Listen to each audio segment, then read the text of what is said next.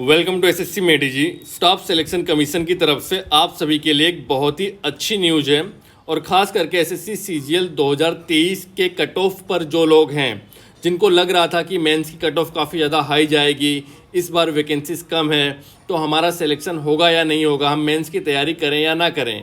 Previous video मैंने आपको पूरा डिटेल में बताया था कि किस तरह से वैकेंसीज काफ़ी ज़्यादा बढ़ जाएंगी, कट ऑफ डाउन जाएगा। जिन लोगों ने भी कट ऑफ का एनालिसिस किया है उन्होंने हाफ नॉलेज के साथ कट ऑफ का एनालिसिस किया है अपने बिजनेस को बढ़ाने के लिए। कुछ लोग प्री के स्टूडेंट्स को अट्रैक्ट करना चाहते हैं 2024 के, कुछ लोग 2023 मेंस का कोर्स बेचना चाहते हैं, तो वो सब कारणों से उन लोगों ने कट ऑफ अपने अपने तरीके से बताई है जिन दो लोगों ने बताई थी। लेकिन जो एसएससी का लेटेस्ट नोटिफिकेशन है उसमें सारी चीज़ें क्लियर हो गई। मैं आपको थोड़ा सा बैकग्राउंड समझा देता हूँ क्योंकि उसके कुछ बैकग्राउंड जानना जरूरी है एसएससी का। आप सभी को पता है कि एसएससी सीजीएल 2019 का टायर 2 एग्जामिनेशन में हुआ क्या था कि एसएससी ने जो टायर 2 एग्जामिनेशन के बाद जो आंसर की जारी की थी, जब रिजल्ट जारी किया था, उसमें जो लोगों के मार्क्स थे वो मार्क्स में जो नॉर्मलाइजेशन हुआ था उस नॉर्मलाइजेशन के कारण काफ़ी ज़्यादा उतार चढ़ाव हुए थे। किसी के मार्क्स काफ़ी ज़्यादा बढ़ा दिए गए थे और किसी के मार्क्स काफ़ी ज़्यादा घटा दिए गए थे और स्टूडेंट्स ने, टीचर्स ने, सभी ने जम के एसएससी की लंका लगा दी थी। चेयरमैन तक को, प्राइम मिनिस्टर तक को निशाने पर ले लिया था। उसके बाद एसएससी ने ड्रास्टिक चेंजेस कर दिए। एसएससी ने चेंजेस क्या किया कि जो मेंस का एग्जामिनेशन होता है, मेंस के एग्जामिनेशन को सिंगल शिफ्ट में कंडक्ट कराने लगी।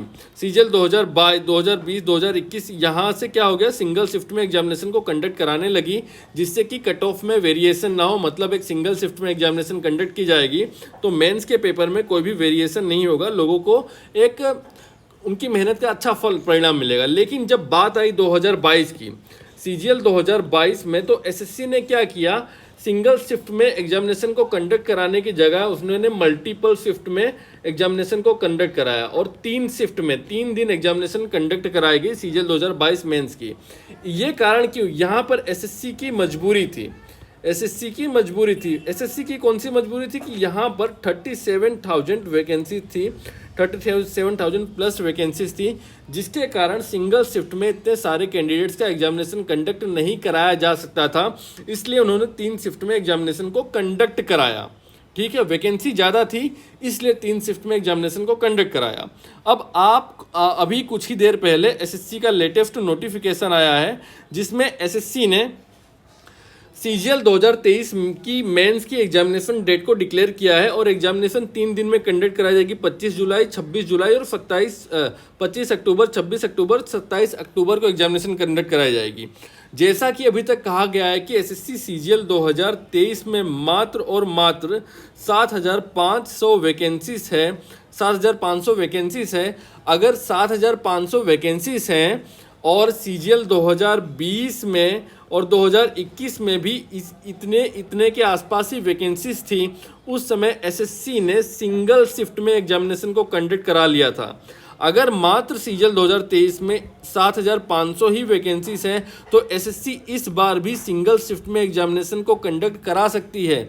अगर एसएससी सिंगल शिफ्ट में एग्जामिनेशन को कंडक्ट करा सकती है तो एसएससी को ये 3 एग्जामिनेशन डेट देने की ज़रूरत क्यों पड़ी सीजीएल 2022 की तरह।